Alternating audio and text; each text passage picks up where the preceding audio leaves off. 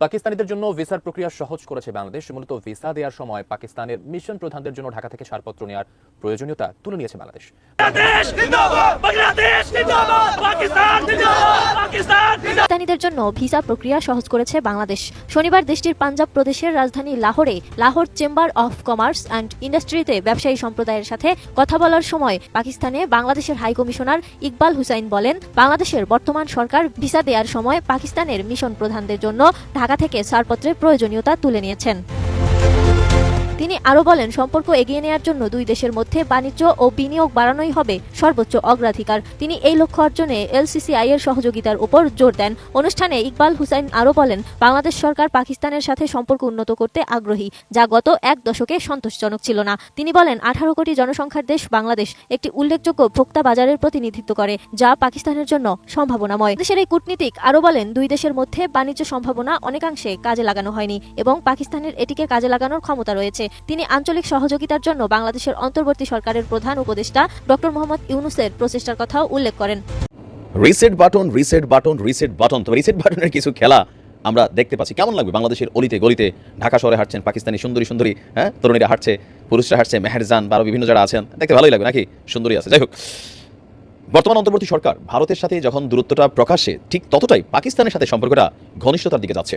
53 বছরের ইতিহাস ভেঙে গেল 6 মাসে যা ঘটেছে, সেখানে নতুন আরও এক মাত্রা যোগ হতে যাচ্ছে। আর এতে পাকিস্তানিদের কপাল খুলে যাবে। কেন বলি?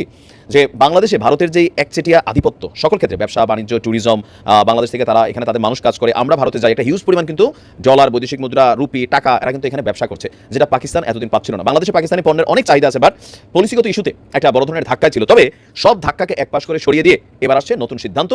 পাকিস্তানে নিযুক্ত আমাদের যে বাংলাদেশি রাষ্ট্রদূত আছেন মোহাম্মদ ইকবাল, তিনি একটা সুখবর দিয়েছেন পাকিস্তানিদের জন্য, যে বাংলাদেশে আসার জন্য পাকিস্তানের যে ভিসা ইস্যু এত বছর ছিল, সেই ভিসা ইস্যুটা খুবই জটিল প্রক্রিয়া ছিল, খুবই কম মানুষ টেকনিক্যালি আপনার এই ভিসাটা পাইতো। বাট এবার ভিসার শর্তটাকে শিথিল করে দিয়েছে আমাদের অন্তর্বর্তীকালীন সরকার।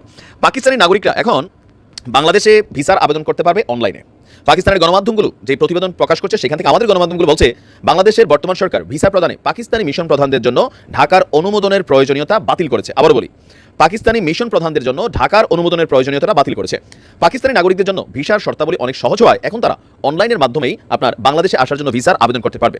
Lahore chamber of commerce and industry, মানে ব্যবসায়িক যে সাইটটা, তাদের যিনি মানে ওইখানে একটা প্রোগ্রাম ছিল, আমাদের রাষ্ট্রদূতকে দাওয়াত দেওয়া হয়েছিল, সেখানে তিনি বলছেন, বাংলাদেশের মানুষ পাকিস্তানের সঙ্গে সৌহার্দ্যপূর্ণ সম্পর্ক চায় এবং দুই দেশের মধ্যে সহযোগিতা বাড়ানো সময়ের দাবি। পাশাপাশি দুই দেশের মধ্যে ব্যবসা বাণিজ্য বৃদ্ধিতে এলসিসিআই গুরুত্বপূর্ণ ভূমিকা রাখতে পারে আর অর্থনৈতিক এবং আর্থিক সহযোগিতা জোরদার হতে পারে। সেখানে এলসিসিআই এর প্রেসিডেন্ট মিয়ান আবুজার সাদ বলছেন, আমরা বাংলাদেশের সাথে বাণিজ্য বাড়াতে আগ্রহী, শীঘ্রই আমাদের প্রতিনিধি দল বাংলাদেশ সফরে যাবে।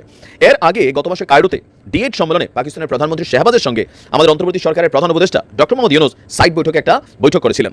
সেখানে অর্থনৈতিক সহযোগিতার নতুন দিক খোঁজার জন্য যৌথ প্রচেষ্টা চালানোর উপরও গুরুত্ব আরোপ করেছেন।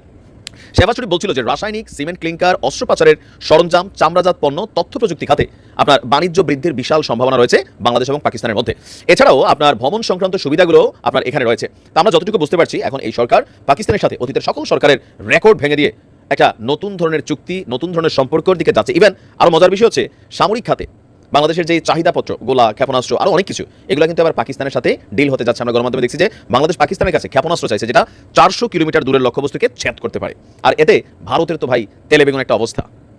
তো মানে আপনাদের কি মনে হয় যে পাকিস্তানের সাথে এই সম্পর্ক বাংলাদেশের জন্য কল্যাণকর হবে, নাকি ভবিষ্যতে আবার বাংলাদেশের জন্য নেগেটিভ হবে? কারণ নানান ধরনের নানা মত আছে। কমেন্টে জানাতে পারেন। ভালো থাকুন। আসসালামু আলাইকুম।